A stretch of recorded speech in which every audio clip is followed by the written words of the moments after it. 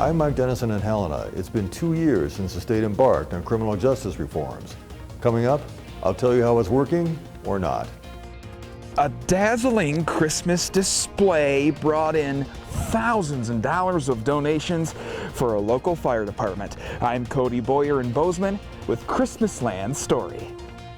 And all day yesterday, Matt talked about the wind, and he was right. Take a look at this. Red Lodge Mountain had to close its lift for wind gust, 60 miles an hour. Wow, look at that. Mother Nature bringing us into the new year with a strong gust of wind yesterday, flipping semi-trucks in Wyoming, and forced the closure of Red Lodge Ski Mountain in the Beartooth. That's a great place if you've never been there. And the downtown of Red Lodge, just a delightful place, yeah. Well, that was according to their Facebook post from the mountain. The gusts as fast as 60 miles an hour. Right there, you can see the signs on the Bunny Hill whipping around, which I usually am at the Bunny Hill, so I would know. Whipping around on the right side of the screen. Red Lodge crews closed the lifts for the day around 12:30 yesterday afternoon. There's nothing more fun than skiing, and there's nothing more miserable than wind while you're skiing. Well, it's kind of scary to be on the chair. Yeah, that's not where you want to be. No, and you talked about it. You told us it was coming, and you were absolutely right once first, again. Yeah, he's perfect record in 2020 so far. Well, there you go. I got time, people. Temperatures right now into the 20s and 30s. It does look like that's a ringing endorsement if I ever heard one. Looks like a few isolated snow showers are possible throughout the day, but our temperatures are going to be holding into the mid to upper 30s. Likely to be dealing with some icy conditions for a few of the roadways in the area. We're going to break it all down for you coming up in just a little bit. We have a lot of confidence in your talent. Thank you, Matt. Missoula County Sheriff's Office reporting that 2 people caught in an avalanche are dead. Yeah, multiple agencies went out searching for snowmobilers north of Seeley Lake in the Swan Range on yesterday. One person able to call 911 said he was caught in an avalanche but was able to get out, but that 2 others were buried in that slide. Emergency responders cleared the scene of the avalanche, found the 2 riders who were buried. They were pronounced dead on the scene. It took many hours of coordinated recovery efforts. This is near Lake Dinah. The man who was able to get out did not need medical assistance. In other news this morning from the Treasure State, Sweetgrass County Sheriff's Office investigating the death of a man who was found fatally shot Tuesday night. In an apartment on 8th Avenue in Big Timber, 44-year-old Richard Allen Bowers was found dead at the scene. Officials say that 42-year-old Kevin Walla has been charged with deliberate homicide in connection with the shooting. He is currently being held without bond. There are no other suspects. And closer to home, a 12-year-old girl and a 48-year-old woman were both injured Tuesday in a snowmobile crash near West Yellowstone. Gallatin County Search and Rescue says the 2 California residents were riding on the South Plateau Trail about 6 miles south of West Yellowstone when the driver lost control and hit a group of trees. Rescuers say both the woman and the child suffered head, back, and leg injuries, and the 12-year-old briefly lost consciousness. The 2 were put in rescue sleds and taken to a waiting ambulance. Both were sent to the Big Sky Medical Center for evaluation. In other headlines this morning, back in 2017, the state legislature passed an ambitious set of criminal justice reforms known as the Justice Reinvestment. The reforms are designed to slow the growth of the state's correctional system. The changes are supposed to save the state money and possibly reduce the number of Montanans who are incarcerated or under state supervision. Now, 2 years later, MTN's Mike Dennison takes a look at how those reforms are playing out. When you look at the raw numbers of our correctional system, not much has changed since 2017. State and contracted prisons are still at capacity. Privately run alternative programs like pre-release centers are as full or fuller than they were 2 years ago. And we still have more than 10,000 criminal offenders who are not in prison but remain under state supervision. That's 1 out of every 100 Montanans. State Deputy Corrections Director Cynthia Wolkin says the overhaul is still young, but that she does see some progress. So we're starting to see some good signs of sort of leveling off of people who enter our system, but we're not bracing for a huge decline in population. We just want to sort of level it off and prevent spikes in growth, which is where we were headed before justice reinvestment. The state corrections budget did increase only 2% for its current 2-year period. And Wolkin says one reason prisons remain full up could be because of a concerted effort to reduce the number of convicted felons held in county jails. Yet a supporter of the reforms say there are still way too many people in the correctional system in Montana, and that it's not a surprise. S.K. Rossi of the American Civil Liberties Union says while the reforms are good, the legislature hasn't approved enough resources to help ex-offenders with needed housing, jobs, or treatment programs. Things that are going to reduce their risk of recidivating are having a stable house, having a stable job, having access to the mental health and addiction services they need. And that has not been resourced or funded in any adequate way in Montana for people who are coming out of prison. And until we do that, our recidivism rates are going to be stagnant. Wolken says it's too early to measure true recidivism because it's usually measured as the number of people returning to prison within 3 years of release. But there are some early data we can look at that give us insight into the reforms and whether they're working. We'll take a closer look at those numbers and what they mean tomorrow. Reporting from Helena, Mike Dennison, MTN News. Just so you know, by the way, there are nearly 18,000 adult criminal defenders in the Montana correctional system right now. Well, this is a happier story that we want to go to. A Bozeman man's mission to bring holiday cheer to his neighborhood is now bringing help to the local fire department. Certainly brought me cheer. MTN's Cody Boyer makes a return trip to Christmasland.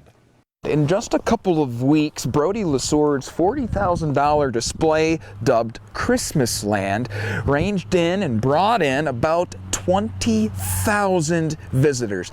That's just a rough estimate, but the numbers go on from there.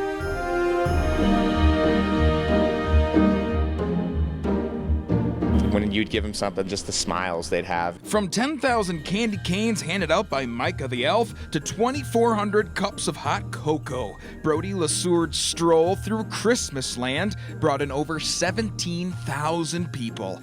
Even without his beard, Brody says he still feels the holiday spirit. It was a really good expectation. I was really impressed. It was pretty fun.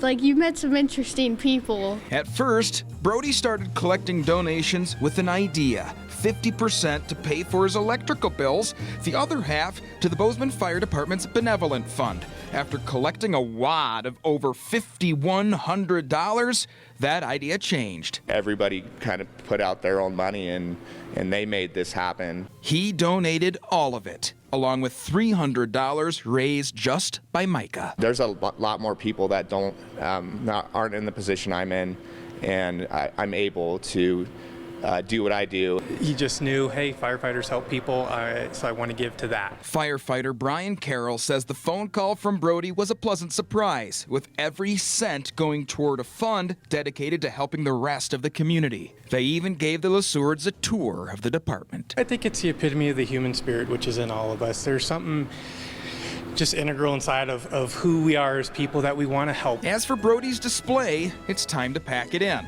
But he says Christmasland will return. If you can make a difference in anything, then go ahead and do it because it's the most rewarding thing you can do. In Bozeman, Cody Boyer, MTN News. Oh, well said. Lesard says he's planning on raising donations again next year, this time for the Bozeman Police Department. The display, by the way, will be even larger, so I'm guessing we'll start seeing him start putting it together in July or something, if it's going to be even bigger. And that's okay. A little spark like that, and so many people benefit. We should all be so lucky and think and do that. Well done. I love that. I love that. Yep. There's a new buzz term going around. It's called a dopamine fast. Interesting. It's essentially giving up something for a period of time that brings you pleasure, but isn't necessarily good for you. Yeah, you're supposed to take that extra time to write, maybe meditate, maybe do a little exercise. Interesting. A dopamine fast can be for different things. But for a lot of people, it's social media, which psychologists agree, a good idea.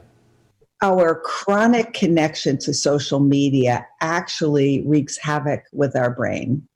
And it brings us down more than it brings us up in many cases, although it doesn't seem like it. It's kind of insidious. It's kind of sneaky.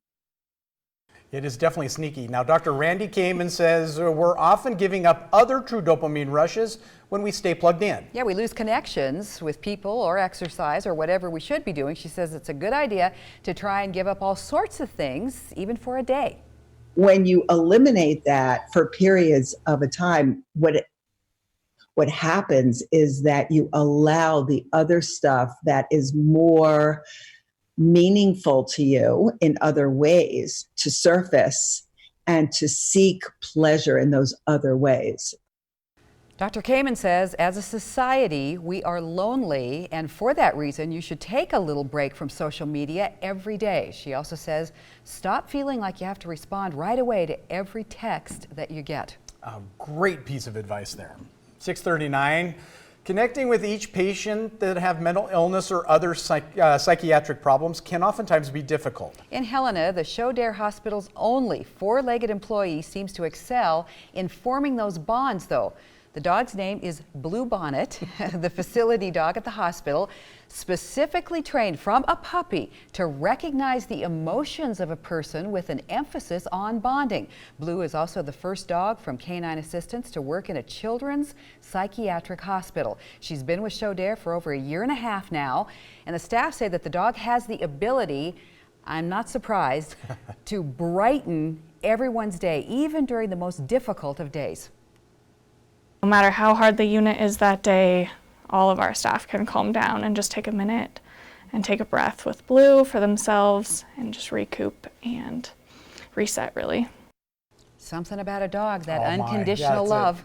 Staff says that patients look forward to seeing Blue and are often more willing to open up about past trauma. That kind of links to that last story in a lot of ways too. That has nothing to do with electronics or that. Just reach out to somebody near you or some creature near you. Yeah, and bring your dog. I love that. Very good stuff. Well, phones, iPads, all sorts of tech that kids are glued to. Some tips to keep you safe on this device. Not just one time to talk. We're going to check in also now to see what's coming up on CBS This Morning.